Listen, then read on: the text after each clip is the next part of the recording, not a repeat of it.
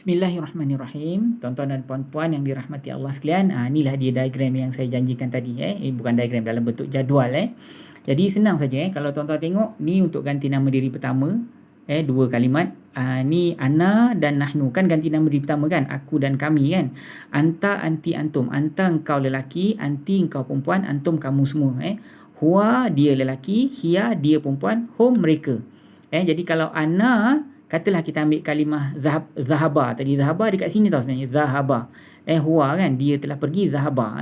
Tapi kalau ana bukan zahaba. Ana zahabtu. Maknanya aku telah pergi.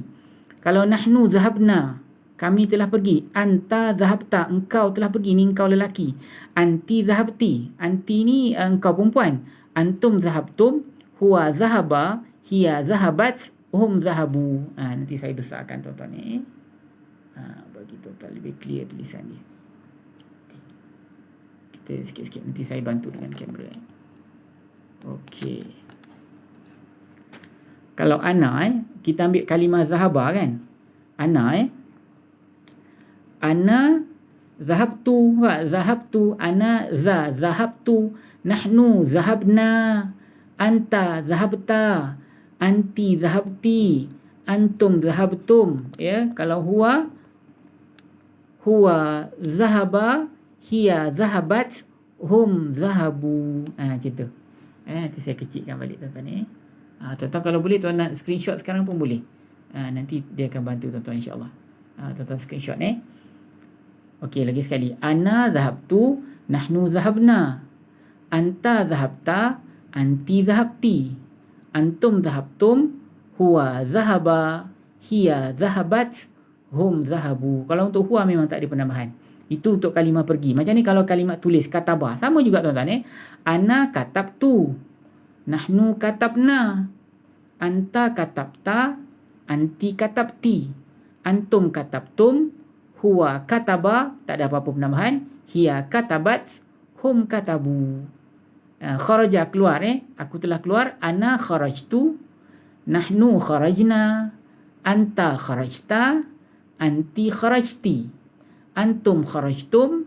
Huwa kharaja. Tak ada penambahan apa-apa. Hiya kharajat. Hum kharaju. Macam tu. Okey, kalimah terakhir akalah kan. Ana akaltu. Nahnu akalna. Anta akalta. Anti akalti. Antum akaltum. Huwa akala. Hiya akalat. Hum akalu. Tuan-tuan ingat tak saya kata hanya kalimat fi'il saja yang dia berubah bunyi sebutan dia semasa perbualan. Kalimat isim dia tidak berubah.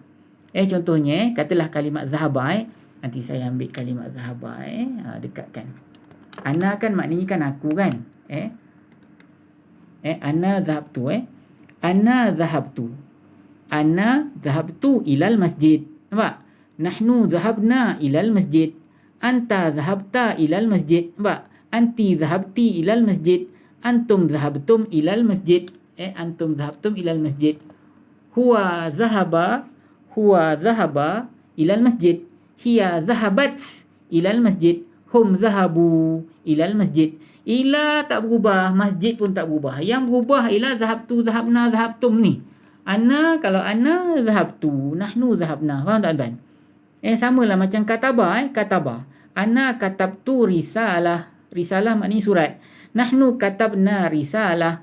Anta katabta risalah. Anti katabti risalah. Antum katabtum risalah. Huwa kataba ar-risalah. Hiya katabat risalah. Hum katabu ar-risalah. Nampak? Risalah dia tidak berubah. Ar-risalah tu sama saja tuan-tuan. Kharaja keluar. Ana kharajtu minal masjid. Nahnu kharajna minal masjid. Anta kharajta minal masjid. Anti kharajti minal masjid. Antum kharajtum minal masjid. Huwa kharaja minal masjid. Hiya kharajat minal masjid. Hum kharaju minal masjid. Nampak tak? Okey, akalah. Akalah. Kita ambil apa nak makan apa? Makan nasi. Nasi orang Arab cakap rus. Ana akaltu rus. Anti akal. Nahnu akalna rus. Anta akalta rus. Lagi sekali. Ana akaltu rus. Rus makna nasi. Nahnu akalna rus. Anta akalta rus. Anti akalti rus. Antum akaltum rus. Huwa akala rus. Hiya akalat rus. Hum akalu rus. Kalau nak apa? Roast biryani. Tak kira roast tak berubah, biryani pun tak keluar, tidak berubah tuan-tuan. Yang berubah hanya fi'il dia saja. Tuan-tuan faham tak macam mana konsep bahasa Arab tu kalau dalam perbualan? Yang berubah fi'il dia saja. So kalau tuan-tuan rajin, cuba tuan-tuan buat latihan. Ambil semalam punya latihan. Zahaba, kataba, kharaja dengan akala. Kita jadikan 4 kalimat tu sebagai modal untuk kita buat latihan pada pertemuan kita nanti bulan depan. Okey. Tuan-tuan buat latihan. Kita ambil sikit ayat ni, kita ambil separuh je. Hari ni kita tak payah panjang-panjang. Kita ambil separuh saja tuan-tuan. Tapi ayat ni nak baca separuh-separuh tak boleh. Kena sampai habis. Tak apa, saya jelaskan dulu. Kita ambil separuh saja. Kita ambil makna dia dulu tuan-tuan. Okey. Idza hadara al-qismata ulul qurba wal yatama wal masakin farzuquhum minhu wa qulu lahum qawlan ma'rufan, kata Allah. Okey, saya baca elok, tuan-tuan simak. A'udzubillahi minasyaitonirrajim. Wa idza hadara al-qismata ulul qurba wal yatama wal masakin warzuquhum minhu wa qulu lahum qawlan ma'rufa. Okey, makna dulu tuan-tuan. Wa idza hadara al-qismata, apabila telah hadir di hari pembahagian itu. Qismata tu maknanya di hari pembahagian. Siapa yang hadir? Ulul qurba, saudara-saudara terdekat. Wal yatama, dan anak-anak yatim pada hari pembahagian tersebut. Wal miskin, dan orang miskin juga pada hari pembahagian harta itu. Allah kata farzuquhum minhu, maka berilah kamu rezeki sedikit kepada mereka daripada harta pusaka tersebut. Janganlah dia orang datang ramai-ramai tengok aje. Tuan-tuan bagilah seorang sikit. Kalau ikut tafsiran saya baca, bergantung atas keikhlasan kaum kerabat yang mendapat harta pusaka tersebut. Bagi sikit, kata Allah Taala. Jangan dia orang tengok aje. Wa qulu lahum, dan katakan kepada mereka qaulan ma'rufan. Katakan kepada mereka kata-kata yang baik, kata Allah. Dan katakanlah kepada mereka kata-kata yang baik. Jadi kalau waktu pembahagian harta pusaka tersebut dihadiri oleh saudara-saudara terdekat yang tak dapat harta pusaka, yang tidak layak untuk dapat harta pusaka, atau dan juga anak-anak yatim pun ada datang, dan orang miskin pun ada datang, Allah kata bagi sikit kat mereka. Sebab apa? Kalau tuan-tuan bagi sikit, itu akan mengelakkan rasa dengki, rasa iri hati dan sebagainya. Bagi sikit kepada mereka. Dan katakan kepada mereka kata-kata yang ma'ruf, kata-kata yang baik, kata Allah. Okey. Kita ambil sampai mana? Kita ambil wa idza hadaral qismata ulul qurba wal yatama. Ayat ni susah nak potong tuan ni. Tapi tak apa, kita try. Okey. Wa dan, wa maknanya dan, inilah kalimat haraf ataf. Idza maknanya apabila, ni ialah kalimat isim.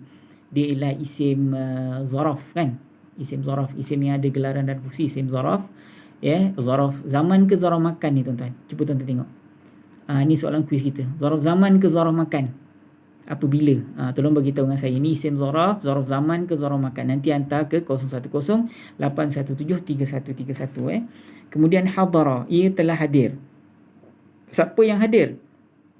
Ulul qurba. Hadir ke mana? Hadir ke qismata itu. Jadi inilah kalimat fi'il, iaitu fi'il madhi. Fi'il madhi. Kalau fi'il madhi, ganti nama diri dekat dalam ni ialah dia. Dia rujuk pada siapa? Dia rujuk kepada saudara dekat. Dia rujuk kepada anak-anak yatim. Dia rujuk kepada orang miskin yang hadir pada hari tersebut. Okey, soalannya kenapa Ustaz? Kat sini kalimat mufrad, tapi sebenarnya yang buat kerja hadir tu ramai. Sepatutnya mereka telah hadir lah. Kenapa dia telah hadir? Ingat tak? Ini yang kita pernah jumpa sebelum ni. Kalau fi'il didulukan, kemudian baru pelaku dia, fi'il akan didatangkan dalam bentuk mufrad. Dia akan dihadirkan dalam bentuk mufrad, walaupun pelaku dia jamak. Itu sebab dia. Kalau tuan-tuan ditanya, itulah jawapan yang boleh tuan-tuan berikan jawapan kepada orang yang bertanya. Okey, ada tak maf'ulun bih? Tengok ni. Maf'ulun bih dia ada. Al-qismata ni. Hadir ke mana? Hadir kepada perkara apa? Hadir kepada al-qismata itu. Dia hadir kepada hari qismata itu ataupun hari pembahagian itu. Ni dia punya maf'ulun bih. Okey tuan-tuan, idza hadara al-qismata. So hadara dah selesai. Kalau pelajaran peringkat ketiga, yang ni lah kalimat fi'il madhi. Fi'il madhi dia mabni Okey, al-qismata. Al-qismata maknanya pembahagian ataupun hari pembahagian itu So inilah kalimat isim. Isim biasa. So isim biasa, pangkat dia apa tuan-tuan? Pangkat dia mansub. Tanda mansub dia fathah. Kenapa dia dapat pangkat mansub? Kerana dia merupakan mudhafun ilahi untuk hadara. Okey tuan-tuan, soalan kuis kita hari ni, idza ini dia ni ialah isim zaraf. Dia isim zaraf zaman ke isim zaraf makan? Tolong bagi tahu dengan saya dan jawab ke 0108173131. Terima kasih atas perhatian. Sengaja kita ambil pendek hari ni sebab saya nak fokus kepada latihan untuk bulan depan yang mana saya sebut tadi. Tuan-tuan buat latihan banyak-banyak supaya tuan-tuan mudah untuk bertutur nanti dalam bahasa Arab. Nanti masuk bulan depan, tuan-tuan akan jadi mudah bila tuan-tuan cukup latihan sebelum kita masuk latihan sebenar nanti So bagi tahu dengan saya, idza tu dia isim zaraf zaraf zaman ke zaraf makan. Terima kasih. Assalamualaikum warahmatullahi wabarakatuh.